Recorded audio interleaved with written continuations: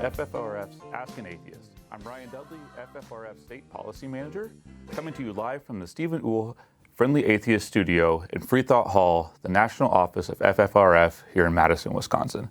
On today's show, the National Prayer Breakfast, back to the bad old days. New reporting from Jonathan Larsen at TYT revealed that a kinder, gentler, and more inclusive National Prayer Breakfast only lasted 6 months. The former chair of the breakfast, Senator Mark Pryor, who wanted to move the breakfast in a new direction, is out. And Caroline Aderholt, the wife of ardent Christian Nationalist Representative Robert Aderholt, is in. Caroline Aderholt is a leader with Concerned Women's for America, which is considered a anti-gay group by the Southern Poverty Law Center. We'll talk to Jonathan Larsen about his new reporting. Joining me today is FFRF's Director of Governmental Affairs, Mark Dan. He's joining us from D.C. How are you, Mark? How are things there in D.C.? Things are always eventful here in the nation's capital. So if you have a question during today's show, you can put it in the Facebook comments or send us an email at askanatheist@ffrf.org. And be sure to keep your comments family friendly, and then we might be able to read them on the air. Plus, remember, FFRF is a 501c3 nonpartisan organization, so we cannot take sides in partisan elections and don't endorse any such views that might be expressed here. Joining us is the managing editor and executive producer of TYT Investigates, Jonathan Larsen. Jonathan has been doing TYT's Inside the Family series, which has been showing the links between the Fellowship Foundation, which sponsors the National Prayer Breakfast, and how it exports LGBTQ hate to Uganda, coups in Guatemala, as well as showing how the breakfast has served as a nexus for the Russian influencing campaign. So, Jonathan, welcome. Thank you. And so, Jonathan, let's get into your reporting. You recently broke the news that there has been a change in the National Prayer Breakfast leadership. U.S. Senator Mark Pryor is out as chair, is out. Why is that change significant? Well, I would say that we don't know yet why that change is significant, but we do know that it may portend a number of possible courses for the quote-unquote new National Prayer Breakfast. Caroline Aderholt has a very, very different political worldview and theocratic worldview than former Senator Pryor did. And Pryor, as you know, spoke with a coalition, which the Freedom from Religion Foundation was a part of, about his goals and his hopes for the direction of the quote-unquote new National Prayer Breakfast. And he also was good enough to speak with me for about an hour or so on the phone prior to the debut of the new National Prayer Breakfast. And he made a number of commitments about what the new prayer breakfast would look like in terms of honoring what should be standards of transparency and accountability for anything that's even tangentially adjacent to, a semi-governmental affair, which, since it's now being held at the Capitol Hill Visitor Center, still being addressed by the president, attended by top administration officials, attended by members of Congress, it has enough of a semi-governmental veneer, which is something that the family, as the Fellowship Foundation is also known, something that the family wants and actively strives for. And Pryor was saying, well, if we're going to have that aspect to the new National Prayer Breakfast, we need to make sure that we're not taking money anymore from people on the extreme right. He mentioned Franklin Graham by name. He mentioned Ronnie Cameron. Well, I mentioned them by name, I should say. I mentioned and asked about those folks, but he confirmed, he was transparent. He said, no, those folks and people on the extreme left or right will not be taking money from those people anymore. I'm not aware of anyone on the extreme left that had been making substantial donations to the National Prayer Breakfast, but he also talked about transparency of future donors. He talked about rotating out board members so that not all of them are still affiliated with the family, as was the case. He talked about all of those things. To my knowledge, they have not followed through on any of those commitments that Pryor made, I believe, if I'm right, to your coalition, but also to me publicly for, publication by TYT in our reporting. So the indication would seem to be that Pryor's commitments have fallen by the wayside. Which is really unfortunate because, as folks may recall, last year it came out that normally the National Prayer Breakfast in years past takes place at the Washington Hilton. It's a really big space here in D.C. The president and members of Congress go up to address what was the National Prayer Breakfast in front of thousands of people, often some of them who had ties to the Russian influencing campaign and other folks along the way. There was a clear break between that, which would still happen, but the president, members of Congress would just have a prayer gathering in the visitor center at the Capitol, which FFRF does not think is a good idea in general. And then Mark Pryor promised that he would keep things open, that were open and transparent. And although we had differences with the idea of the National Prayer Breakfast itself, definitely Senator Pryor was someone who you could do business with. He was honest, he had integrity, and he seemed to want to go in an open direction. So those were definitely some things. And when we both learned that he was no longer with the prayer breakfast itself, it was a bit of a shock. Yeah, I would say so. And look, I share your general sentiments about former Senator Pryor and how he conducted himself and how he sought to lead or appeared to want to lead the new board of the now named National Prayer Breakfast. But the counter argument to that is he, since his break with the board of the quote unquote new organization, has not been forthcoming himself about what led to that break, whether he chose to leave, whether the new board ousted him, which issues were the sticking points there, right? So Pryor is, not to beat up on the guy, because my belief, my suspicion is that he made a genuine attempt to move the board in that direction and failed. Whether that meant he left or they kicked him out, I don't know. But it would be nice if he would model the kind of transparency he was talking about and tell us, here's what happened. I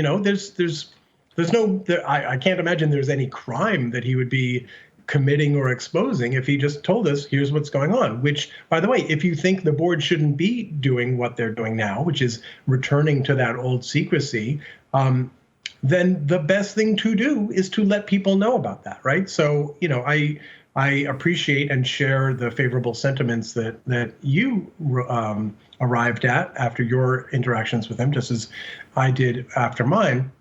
But I think it's also fair to kind of, keep him on the hook at least a little bit for not letting us know what he knows now. All right. So, Jonathan, you kind of touched on the relationship between Senator Pryor and the board. So is there any way you can give us a little bit of insight to what do you think was behind some of the tension between Senator Pryor and the board members? Like, what was happening behind the scenes there? So I can't claim to any special insight, but what I can tell you is that a longtime family leader of the breakfast, a former Tennessee Republican congressman named Zach Wamp, was also on the board of the new National Prayer Breakfast being held on Capitol Hill. And at one point, in an email, I was following up with former Senator Pryor, who had sort of pushed back when I said, every single member of your new board is connected to the family and or the breakfast, and that, might not inspire confidence in folks. And Mark Pryor pushed back on that a little bit and said, I don't know about every member. And I said, well, I'll send you documentation or an explanation for every single one. And so when I sent that follow-up email, I sent it to a batch of board members because that's who I was talking about. So I wanted to let all of them know, here's what I know, here's what I'm planning to report, to give them a chance to respond, right? That's just sort of basic responsible journalism. And also it's, that way I catch it if I get something wrong, right? I don't want to be wrong in public, so I give folks a chance to correct me if I've got it wrong. Zach Wamp apparently hit reply all, so he included me on what appeared to be an email that he intended to have seen only by Mark Pryor and the fellow board members. And as you can see on the screen there, he basically suggests that there was still active communication between the family and the folks running the original prayer breakfast, and says more stories and more slander will only lead to more division, telling Pryor, don't talk to the Young Turks, calling us snakes, as you can see. Wamp claims there is no deadline because, in my original email, I said, I have a deadline. I need to hear from you by a certain time. And also he alludes in that second paragraph there to Senator Chris Coons, a longtime family leader on the left side of the aisle among the Democrats, who had basically publicly suggested that, yeah, we did spin off this new event to break off from an event that had some scandal accrued around it over the years, and to make sure that people saw it as a nonpartisan, agenda-free event. And they said that Wamp said that fellowship members are very upset about Coons's remarks. And you know what? If they're truly separate, the new National Prayer Breakfast Foundation Board shouldn't care what Fellowship Foundation board members think about Coons's remarks, right? So he basically revealed both that there were divisions, but also the intent to minimize or prevent those divisions from taking place. The intention was clearly to keep the two working together, if not being literal sort of two tentacles of an organization that were connected out of sight. So Pryor's commitments to transparency were pretty clearly in opposition to Wamp. As I mentioned, Pryor spoke to me for an hour on the phone. He answered lots of questions. He had said he'd only be able to talk to me for 10 or 15 minutes, and was good enough and gracious enough to answer a whole host of questions. And Wamp had warned him not to. And Wamp clearly didn't want more information going out, and there was a fundamental schism there in terms of their approach on how to portray publicly an event that was being marketed and pushed as a separate entity from the original, still continuing under a new name, National Prayer Breakfast, now known as the NPB Gathering. Yeah, and what's really interesting to me is that Wamp's tone in the email is very tough to Pryor. And I mean, you shouldn't dress down anybody in general, let alone a former U.S. senator. But I made it very clear to you. I made it very clear you would be wise not to speak to this group. And don't be bullied by the far right or the far left, please. This is pretty strident language that I would not use with a U.S. senator or really anybody. So I can see that there could have been a lot of tension between Wamp's perspective and then Pryor's perspective as well with that. And so then which opens up the next question of, well, let's talk about the future of the prayer breakfast. So recently, Caroline Aderholt, the wife of Congressman Robert Aderholt from Alabama, who often has fairly Christian nationalist sentiments, was named as the new interim board chair for the National Prayer Breakfast Foundation. So what presents itself to Congress and where members of Congress gather. Why do you think that's significant? Well, Caroline Aderholt not only apparently shares what I would characterize as Robert Aderholt's fairly extreme views, biblical views, and views about how the Bible should be honored through legislation, regulation, foreign relations, all those things should be essentially a part and parcel of government. That's a fairly extreme view among most Americans, and she is fairly open about sharing that view, and she has lived that. She has been a leader, both a chief of staff on salary at Concerned Women for America, and also serving since then as a trustee, literally, on the board of directors running the organization. And when she was chief of staff, she was overseeing their lobbying, which was very explicitly lobbying for what they see as biblical values, which, with the exception of a few things like the child tax credit,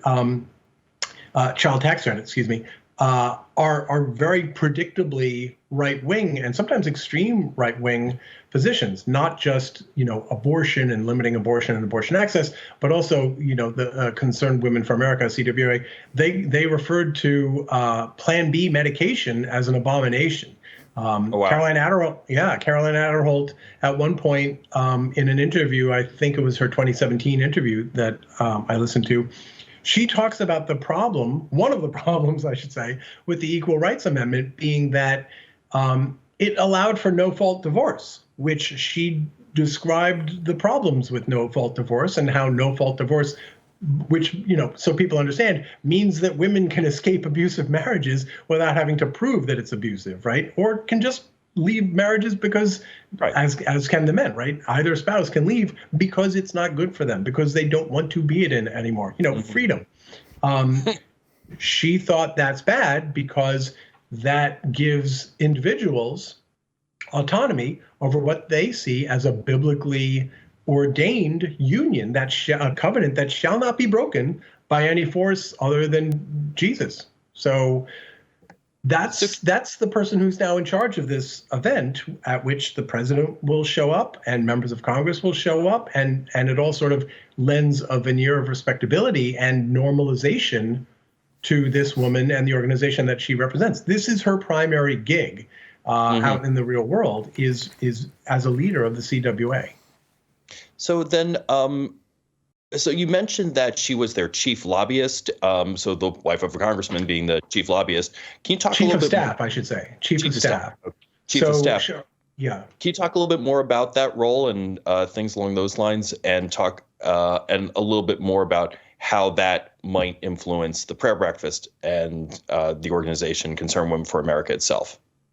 Sure. I mean, it's a little bit speculative about how all of this stuff might play out, but as you know, the National Prayer Breakfast has a history, and not always a savory history, with lobbyists, right? There was a pretty well-known New York Times article several years ago that talked about how lobbyists saw the National Prayer Breakfast as a bazaar, and the reason is because the National Prayer Breakfast puts everyone in a room with powerful people whose contacts otherwise are very, very heavily regulated. Normally, for a lobbyist to get in the room with someone, there's some kind of record of that, and it might not be made public, but the lobbyists are supposed to, at a minimum, disclose, I have lobbied with this chamber, with this regulatory agency for this cause, so on and so forth. Now, it'd be nice to know every lobbyist's encounter with every specific legislator, but we don't have disclosure that is that granular at the moment anyway. But at the prayer breakfast, there's no one around, there's nothing to disclose, there's no forms you have to fill out, so you can get next to whoever you want from whatever country you want. And the regulations, by the way, around foreign agent registration are stricter than the ones for domestic lobbying, and you can flout those as well. There are thousands of people, as you mentioned, at what's now known as the NPB gathering, and those include hundreds and hundreds of family allies and friends. It's not like the top religious people from every country get to go, or the top leaders. Some of those top people do get to go, but essentially the seats are filled by family insiders. They're the ones who make up the guest list, which means they're the ones who can parcel out the access and the political leverage that comes with being able to grant that access. And it also, in some of your reporting, you kind of talked about that people, when they realized some of the attendees at the big bazaar at the Hilton, they realized that the president and members of Congress aren't exactly going to be, that Biden's not going to be going over to the Hilton. Most members of Congress aren't going over. The reaction was not good, from what you understand, correct?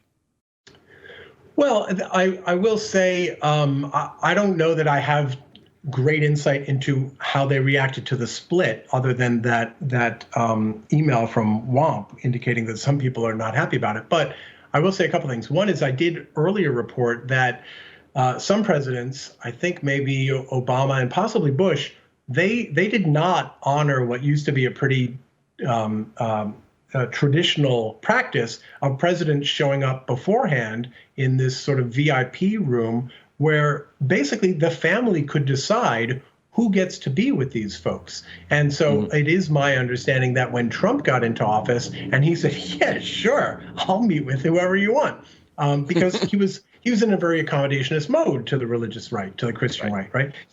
Their support was extremely important to him, both before and after the election. So he was very, he had every incentive to have those meetings. And it's my understanding that the family were very excited about having that opportunity again. And as you know, since we've discussed some of my reporting, it paid off for at least, the Guatemalan leadership that was allied with the family and with Trump. And, we can, as you know, I can talk at length about how that played out. But so, yeah, that axis is very important. And one thing I do want to touch on a little bit is that maintaining as much of a connection and a bond between those two events kind of allows the family still to draft off the prestige wake, if you will, of that main event, right? The more that they're seen as affiliated, the more they still have currency in their, spin-off event, the NPB gathering. So the reason that matters, and I've seen this, I haven't reported this out in full yet, but there were people, for instance, who would go to the NPB gathering this year in February at the Washington Hilton, not miles away at the Capitol Hill Visitor Center, but back home, right? Back home in their local hometown paper, it was reported that Congress invited so-and-so to the National Prayer Breakfast, right? You fudge or fuzz just enough of the details that for all intents and purposes, back home, you still have that prestige. You still have that access, which means you now still have that ability to leverage new unjustified power on that stage back home. So it still matters how they maintain whatever connections they still have. And they are, as you saw in that email, they are trying to make some of those connections persist. Yeah. I want to circle back a little bit. So why do you think that the family went with Caroline Aderholt instead of someone who would carry on the legacies that Senator Pryor had, at least in his ideas? Sure. So I think, first of all, the family is not monolithic to my knowledge. And so when we say the family went with, it's not clear to me that the family went with Aderholt. It seems to me quite possible that the board, who is all, family adjacent, they may have decided, let's go with Aderholt. And there may be sort of logistically innocent reasons for that. Aderholt has years of experience within the organization of the previous National Prayer Breakfast. She has talked publicly about her work organizing events for spouses or wives. It depends on how they're talking about it at the moment and which audience they're talking to. But generally, they think of it as the women's events, right? And it's traditionally congressional spouses, one from each party, who head up those events. So Aderholt has very much been on the center stage, behind the scenes, if you will, to screw up the metaphor, coordinating those events. The other aspect of Aderholt's involvement that I think is worth talking about is that the family has, for decades, paid for congressional travel overseas to further the sort of organizational and networking goals of the family in other countries. And they're actually pretty candid in their disclosure forms about saying why. At least they have been in the past. And they talk about sending Aderholt and sometimes his wife Caroline with him on trips overseas paid for by the family to help set up other events in other countries that are modeled on and, again, sort of drafting off of the momentum of this big flagship event in Washington, D.C., the National Prayer Breakfast. So they'll set up the Southeast European gathering, in the Balkans, and it rotates from country to country, but also individual National Prayer Breakfasts in specific countries. So like Ukraine, for instance, is one that before the invasion by Russia, I did some reporting on how the family used travel by members of Congress to lend prestige and influence to their allies over there, and to let the allies over there give out tickets to, again, like, give them power. Hey, you want to talk to Marco Rubio or Mike Lee? Well, then you got to be friends with me because I'm the one with the tickets who can get you there. So Aderholt, Mrs. Aderholt, has been very much a part of that piece of the family's world behind the scenes for years. So, and in fact, one of the documents I looked at, I believe, even listed her as the principal officer for this new NPB Foundation board, even before Pryor was, I believe, elected chair. So it's quite possible that she already had a de facto logistical leadership role within the board, no pun intended, prior to Pryor's departure. And I just one more thing to get at like the political undertones of what you're talking about. Like, was there a political calculation to putting her in charge? The board has an equal, if not greater, number of people who are sort of democratically aligned, right? The most prominent being Grace Nelson, the wife of NASA Administrator and former Florida Senator, Democratic Senator Bill Nelson. And before all of this happened, I talked to a family source who basically said, the Democrats on this board, all the members of this board, were all adjacent to the old breakfast beforehand, and none of them really had any major concerns or issues with how things happened then. So it's quite possible that most of these folks literally are not even thinking about the politics, even if both Aderholts, have sort of internalized the politics into everything they do and say as much. So finally, as we look towards the 2024 election, how do you think white Christian nationalism will play a role and combine with the prayer breakfast? And what do you think organizations like FFRF and the FFRF Action Fund can do to go up against them? Well, that's a hell of a finally question.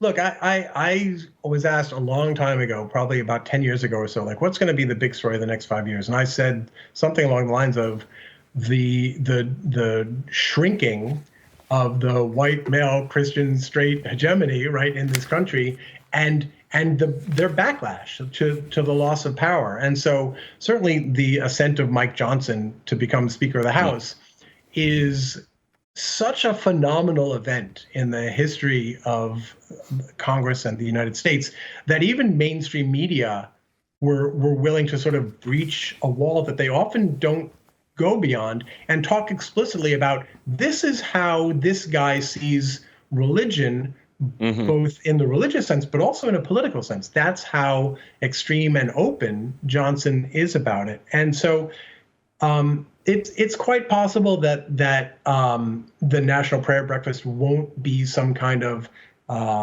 touch point for their movement going forward. However, it does help normalize things that in any other context would be seen as not good and would be talked about as not good. So, for instance, they imposed or said they imposed all these new rules about who could and could not go to this past year's new National Prayer Breakfast. And Paul Gosar, the Arizona Republican, a MAGA Republican, very Christian nationalist Republican, he broke the rules right away, day one, and he brought Carrie Lake. And Carrie Lake subsequently used her attendance to elevate her profile and make her look like a candidate. And that's not me saying it. Another political reporter wrote about the fact that her attendance at the National Prayer Breakfast was like checking a box on the I'm going to run again, and here's how you know I'm a real legitimate candidate. And Gosar's justification for bringing her through a spokesperson told us, and I thank the spokesperson for telling us this, told us that Jesus didn't ask for anyone's address before accepting their worship. That's pretty wild for a member of the U.S. Congress to give as a rationalization for breaking a rule, right? That's a microcosm for everything we've seen on and around January 6th. The rules don't apply because what part of Jesus don't you understand, right? Right. So, and I haven't really reported in depth on this yet, but the family was very much an element of just about every aspect of what you saw in the National Prayer Breakfast. Even though it was ostensibly a bipartisan production, the speakers, the performers, all of those folks had some degree of connectivity to the family's universe. You didn't see, AOC getting up there to give remarks about religion or prayer. And so the real question kind of goes back to your second part, which is like, what can the FFRF do about this? And obviously it's not my place as a journalist to map out anyone's strategy, but I will say that Biden, I think, for one, seems to understand that he's in a weird position here. There was a moment at the beginning of his remarks where he referenced the folks, at the Hilton.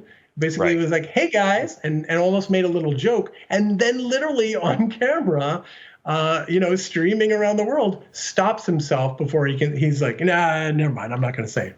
So the thing that the family has always wanted for this event, always needed and fought for, is to give it the impression, the veneer of bipartisan, or better yet, nonpartisanship. And that can only happen if you have a sufficient critical mass. Doesn't even have to be that big, right? Just one or two Democrats they can point to where they can say, look, there's Chris Coons, there's Joe Biden, right? Joe Biden, of course, from the same state as Chris Coons. What? Yeah, everything's fine. A couple of Democrats, everything's just hunky-dory. Don't worry about anything. Right. Yeah, AOC, Carrie Lake, what's the difference, right? We're all just here united in prayer. And I shouldn't say that that AOC was there, because I don't believe or know that she was. But the point is that you give a normalized establishment veneer to people who would not be there if people understood. And by that, I guess, I mean Democratic politicians. Most like you and other organizations lobbied Congress, lobbied Democrats. There was even a European LGBTQ plus organization that said to Democrats, "You are hurting us by participating in these events." And you and I have talked before about how Democrats have been sort of used in other countries, especially as a lure to get rich people, powerful people, political leaders to show up at the genesis, of National Prayer Breakfast spinoffs in other countries. So that organization is right that it does have an impact, and they're pretty open in those other countries talking about how, yeah, this helps us build our networks. So it all comes down to whether or not Democrats understand, no, this is still, the laudable reforms were laudable. We, speaking as you folks might not think it goes enough. You might think the very principle of the event is offensive. But even if you accept the principle of the event, Pryor's gone. Caroline Aderholt's still running it. And even under Pryor, they were violating the rules on day one of what they said was an attempt to move it away from scandal, move it away from its right-wing extremist nature. So, I will be very curious to see what Democratic turnout looks like in a few months, February, first Thursday in February. And if the split event still exists or everything goes back to the Hilton, we will see. But as per the family, they usually keep a pretty tight lid on things. So, but we'll be with there talking about what we're seeing on the Hill with our friends, allies, and coalition partners for the foreseeable future. Yeah, so we do have a few audience questions if you're willing to take them. It seems like we have quite a few. No offense to you guys, but I love it. All right, perfect. Yeah. So the first one is, does any public money fund the National Prayer Breakfast? And just how do they pay for it? Well, those are two very different questions. So there's not supposed to be any public funding for this. So you can make the case, and you would not be wrong, that even holding it in a facility such as the Capitol Visitor Center involves some outlay of public funds, security, maintenance, cleanup, all that kind of thing. So yes, there is at least that inarguable aspect of it. But no, there is no allocation authorized by Congress. There's no agency that's providing funds or anything like that.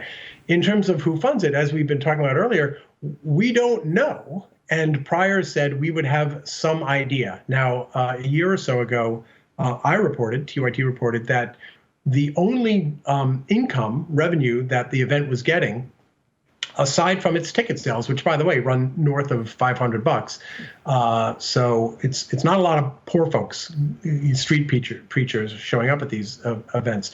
But the only donor they had, which basically allowed them to keep their infrastructure, I think there's one staffer, printing costs and things like that, intact through the pandemic, right? Because once you no longer have the ticket revenue coming in, which they didn't during the pandemic, how do you keep the lights on, right? Well, Franklin Graham the sort of notorious son of Billy Graham, who has strayed quite a bit from Billy Graham's attempts at nonpartisanship, I guess we can put it that way.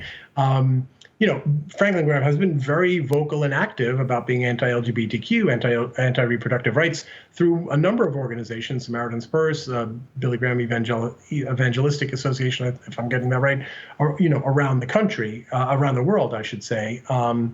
And as we reported, Graham was, as far as we're aware, the only funder providing roughly $50,000 a year. Graham, I should notice, his dad was an essential element of starting the National Prayer Breakfast in the first place. So I suspect there's more of a historic legacy aspect to it than Graham seeing, some specific, machination that he can carry out with it. So I hope that answers the question.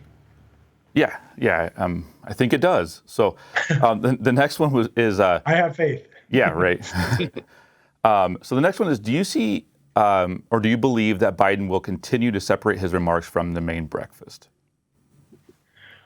I think that this is guesswork, which I'm sort of intrinsically inclined to avoid. But I've seen no sign that there's going to be any reversion to the way things used to be, right? I think we still have an active NPB Foundation board and website. So it's not like the board has folded up shop. They updated it in September, a few months late, to reflect Pryor's departure, to reflect Aderholt's new role. So my guess is that at this point in the year, right, mid-November, I would guess that if they were going back to one singular event, that they wouldn't still have the infrastructure and architecture in place for this new event in February. And I would also say that Coons put his face out there quite a bit for this new event. And so that would put Coons in quite an interesting situation, I would say. And coupled with the revelation of the news of Aderholt's leadership now at the event, I think if you coupled that with a reversion to the old event, I think it would draw a lot of exactly the kind of attention they do not want drawn to the prayer breakfast. All right, I'm going to turn to maybe one of my favorites here. What's the possibility of hosting a non-prayer breakfast for legislators? I'm not sure what that would look like, but what's the possibility of holding such a thing? Well, look, there's a free thought caucus, just like there's a prayer caucus. I shouldn't say just like, because at the moment they're outnumbered and probably outspent by a good amount. But in principle, there's no reason. And I know that there has been talk and even at least gestures or attempts at mounting such a thing in the past. So there's no reason that couldn't happen. It's probably a question better put to you two, since you're on the advocacy and organizational end of things than me. Right. So maybe another question that you wouldn't be able to answer, but how this individual asked, how can I protest against the prayer breakfast? Is there any way to have my voice heard over religious extremist voices on this issue? Well, look, I think that there probably are lots of very good answers to that. As I've mentioned before, as a journalist, I'm a little leery for saying, here's what you can do to take a stand against X, Y, or Z. I can say that, certainly in the past, people have shown up at the Hilton with placards and signs and said, this stinks, and hey, could you please not associate with Ugandan legislators who are trying to kill us because we're LGBTQ. That kind of protest has certainly happened.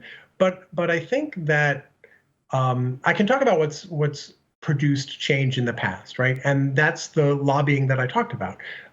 It's lobbying by FFRF. It's lobbying by any number of other secular organizations, but also some faith organizations and some LGBTQ organizations that sort of span faith and secular worlds. Including, as I mentioned, that a European organization. And the sense I get is really that most of the democratic participation in this event and events like it tends to come from the anodyne, right, the innocent seeming nature of the event. We're going to meet for a prayer breakfast. Well, Who could possibly find fault with that? I think a lot of people don't understand that a lot of Democrats are genuinely religious, right? Like, don't buy into the right's caricature of Democrats. Like Nancy Pelosi, I have every reason to believe, is a genuinely devout Christian who, as far as I know, prays, if not formally, then informally, has a dialogue with God, or however she views prayer in her head. I think these folks are genuinely religious. Chris Coons, I have no reason to doubt that he's genuinely religious. So they see prayer not only as innocent, but as positive. And they probably have equally, if not stronger, feelings about breakfast, which is great. So when you put those together, why wouldn't they go? Mark can probably speak to this better than I can, but my sense is that when Democrats get an understanding of how these events are used and the conscious extent to which some of the family's people use them strategically, then I think Democrats, once they sort of see that, then as we saw, Tim Kaine, Sherrod Brown, Ro Khanna, Ted Lieu, a number of members of Congress told us specifically, we're out, at least for now, until things change. So that seems to have been a result of both lobbying by FFRF and other organizations, and also some of the digging and news that we've been able to break about the breakfast and how it's been used. And just so people understand why that's been the case, why we've been able to do this. Several years ago, we got internal records of the families listing not only who was invited to the National Prayer Breakfast, but also who was doing the inviting. And that's really helped us piece together who's in these networks and how they operate. Just so people, I'm telling you now, 45 minutes too late. This is, by the way, how we know all this stuff. But yeah, that was sort of the Rosetta Stone for much of our reporting for the last several years. Very nice. I think we can do one more question, and this is a good one. If the prayer breakfast, as you kind of indicated earlier, is just a place to buy access to legislators, not inexpensively, in fact, can anything be done to curb that? Are you hearing anything on the ground that somebody might enact some sort of regulation on this, or anything to curb the unfettered access, as long as you have the $500 per ticket or whatever the case may be? So I will say that ending that, changing that, was part of the dynamic for splitting the two events, right? I guess the short answer is no. It's really hard to regulate that kind of thing, right? How are you going to say that members of Congress can't go to a religious event, right? It's very hard for me to envision what that might look like. Now, what you can do, and there are all kinds of events, right, including non-religious, events that have nothing to do with it, charity events, right? I'm sure there are tons of charities that lobbyists support, that they go to the galas and the fundraisers precisely because they can rub elbows with the people they want to rub elbows with. So you're always going to have some aspect of that. I think what, and I should note, by the way, that the connections and the lobbying is not the only reason for the event. A lot of these people are, if not all, are genuinely religious. The problem is that they believe that their religion should move them to elevate allies and political networks that are like-minded, which you're allowed to do, First Amendment and everything, at least in this country. But Democrats don't have to help you do that. And Democrats are a lot less likely to help you do that if people understand that that is what you are doing, that a prayer breakfast is not just silent invocations and waffles, right? So it's more about the transparency, I think, than about preventing people from having whatever kind of meetings they want to. It's more about letting people know this is what kind of meeting this is. Terrific. Well, thank you so much, Jonathan. This concludes this week's Ask an Atheist. And again, we want to say thank you, Jonathan, so much for coming on here. We really appreciate you taking the time to do that. And don't forget, we also have a weekly broadcast TV show, Free Thought Matters. This week, Annie, Lori, and Dan speak with This Nation's justice correspondent, Elia Mistal. Here's a preview. As you get kind of deeper into it and compare our Constitution to other modern democracies, you see its failures. Now, I will give the U.S. Constitution credit as being one of the first. right? And so you get points for being first out of the gate, right? When we were doing our constitution, Europe was still kind of doing kings and queens and all that kind of stuff. So go us, I guess. But history did not stop in 1787, right? And so as Europe and Africa and South America became constitutional democracies, they had to write new constitutions. And what we see on the world stage is that a lot of constitutions are simply better at protecting fundamental human rights and fundamental human dignity than our Constitution is. You can see Free Thought Matters on TV stations all across the U.S. and also on FFRF's Facebook and YouTube channels. For legal opinions from a trio of female constitutional attorneys, don't miss We Dissent. There's a brand new episode premiering today with Rebecca Marker, Liz Cavell, and Allison Gill, who is speaking with University of Pennsylvania professor Marcy Hamilton about the history and constitutionality of the Religious Freedom Restoration Act. You can find We Dissent on wherever you get your podcasts or at we-dissent.org.